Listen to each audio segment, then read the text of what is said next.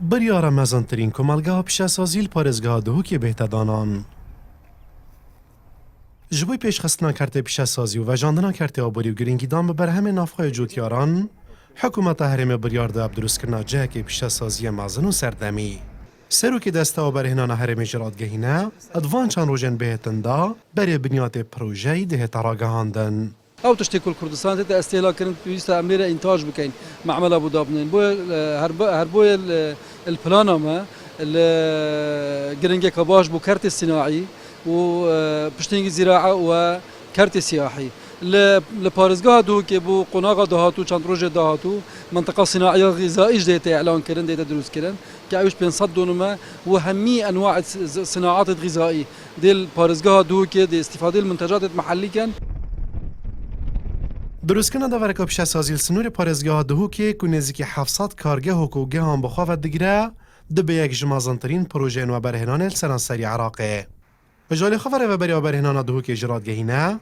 دورا پیشسازی ده خدمت همه هرمی و عراقی بکیو و برهنرجه هر دورک دکارن بین کمپانین خاط داواب کن. هر هوا برهنه رکل هر پارێزگاه که هرمی بیتن حزب بکت بیتن الویری کارگه ها دانیتن بر همی بینیتن دی درفت بوها بیتن و دی درفت بوها ترخصاندن و بدیت نام او اف دوره دی بیت دوره که استراتیجیک و بر همی و دل همی عراقه تا بلاف کرن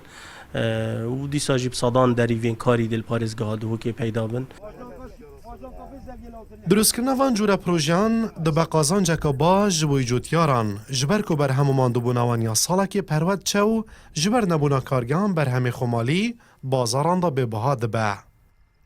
سرو که جوره بازرگانی دهو که جرادگهینه سالانه پاره که یک جار زور به مرم دا بین که نکلو پلن خارنین پیدوی چه در و اولاتی. جبر و جیب ناوی دروستکرنا دورا پیشسازی ده آبور هرم پیسکه و پاره بازرگانان جی در نافخدا بمینه. جمعه پاره زور طریقه هاورده کلو پلاش در و هرم کردستانی سالانه کجمت مزند کو پاره چنش در و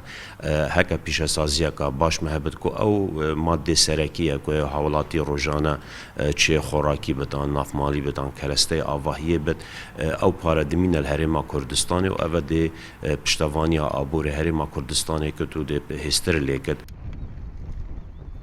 لسال 2012 حکومت هرم بریار دا به دروستکرنا دورگا پیشسازی مازن لیجبر قیرانندارا و شهر داعشیه و پروژه پلاویستی ما بو. لیدنها دا دوباره جوات وزیران کار سر دروستکرنای پروژه اید که کتی داب دهان کارگهین آن خارنیم کو گهان بخواه دگرو و اف پروژه که و ناو برا هر دو باجرنده و خدا نزیکی باجر که سمیله.